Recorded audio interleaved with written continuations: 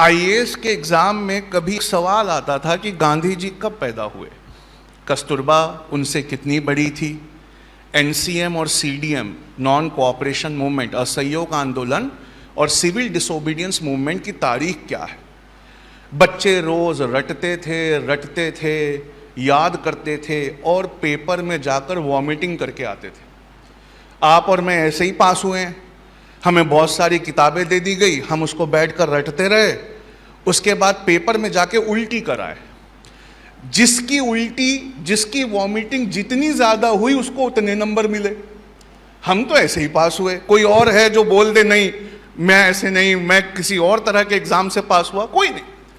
लेकिन अब एक छोटा सा 3,500 रुपये का डिवाइस है, उसे एलेक्सा कहते हैं। आपने सुना है नाम एलेक्सा का? आप उसको इंटरनेट से कनेक्ट कर दो और उससे पूछो, एलेक्सा गांधी जी कब पैदा हुए थे? 2 अक्टूबर 1869 को सर। एलेक्सा कस्तूरबा गांधी जी से शादी के वक्त कितनी बड़ी थी? 2.25 साल बड़ी थी सर। एलेक्सा एनसीएम कब हुआ था? 1921 सर। एलेक्सा विजयवाड़ा से दिल्ली की अगली फ्लाइट कब है? रात को 8:30 बजे sir. Alexa civil disobedience movement कब हुआ था? सर सिविल डिसोबीडियंस मूवमेंट 1931 में हुआ था सर। मतलब सुनो, इंफॉर्मेशन वॉज एजुकेशन, लेकिन अब वो इंफॉर्मेशन फ्री में है और इंटरनेट पे अवेलेबल है, जिसको मशीनें हमसे अच्छा पढ़ सकती है। इसलिए दुनिया के हर कॉम्पिटिटिव एग्जाम्स में अब इंफॉर्मेशन वाले सवाल नहीं पूछे जाएंगे। कौन से सवाल नहीं पूछे जाएंगे? इंफॉर्मेशन वाले। क्यों? अगर मैं बहुत बड़े उद्योगपति का बेटा हूं तो कान के अंदर एक छोटा सा डिवाइस पहन के जाऊं और पेपर लिखते समय थोड़ी एक्टिंग करूं, सवाल को पढ़ूंगा, अरे गांधी जी कब पैदा हुए, वो डिवाइस मेरे कान में बोलेगा 2 अक्टूबर 1869। हाँ, ओ हार्ड क्वेश्चन था पर मुझे आ गया। ऐसा ही है। लेकिन अब सवाल आईएएस में, यूपीएससी में और हर बड़े कॉम्पिटिटिव एग्जाम में बदल गए। गांधी कब पैदा हुए, कस्तूरबा कितनी बड़ी थी, एनसीएम कब लॉन्च हुआ, कुछ नहीं। अब वो पूछते हैं, ये बताइए गांधी जी आज जिंदा होते तो क्या कर रहे होते? एलेक्सा गांधी जी आज जिंदा होते तो क्या कर रहे होते? Answer not found sir. अरे एलेक्सा तुम्हें तो सब पता है, तुम तो इंटरनेट से कनेक्टेड हो, तुम तो विकिपीडिया पढ़ के सुनाती हो।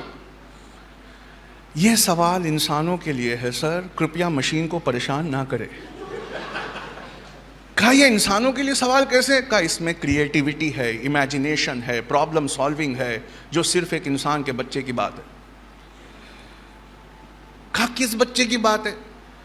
कहा सर बताऊंगी तो शर्म आएगी। अरे किस बच्चे के बस की बात है? कहा उस बच्चे की जिसका पढ़ाई में मन नहीं लगता, वो ही इन सवालों का जवाब दे सकता है। कहा कैसे? कहा सर बचपन में क्लास में जिसको मज़ा नहीं आता था इन्फॉर्मेशन रटने में, वो हाथ ऊपर उठाकर अपनी टीचर से पूछता, गांधी जी। अरे गांधी जी आज जिंदा होते तो क्या कर रहे होते? ये सवाल वही बच्चे सॉल्व कर सकते हैं सर। अब सुनिए, जो बच्चा 2nd रैंक आया था इंडिया में, वो मेरी क्लास से था, उसने क्या खूबसूरत जवाब लिखा था।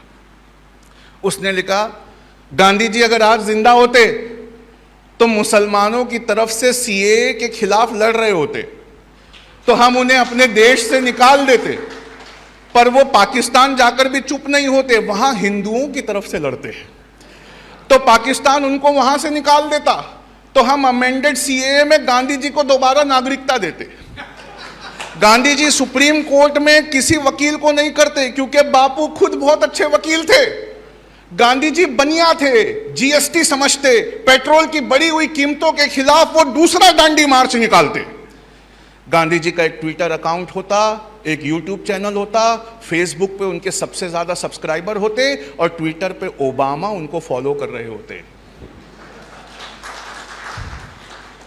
ऐसी पढ़ाई को आप सेकंड रैंक नहीं देंगे तो क्या देंगे?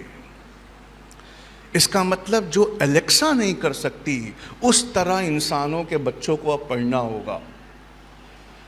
यानी गांधी जी को पढ़ते वक्त हमें कस्तूरबा बन के पढ़ना होगा। यानी अल्लाह के रसूल सल्लल्लाहु अलैहि वसल्लम की सीरत को पढ़ते वक्त दुनिया के हर बेहतरीन इंसान की सीरत से कंपेयर करना होगा और फिर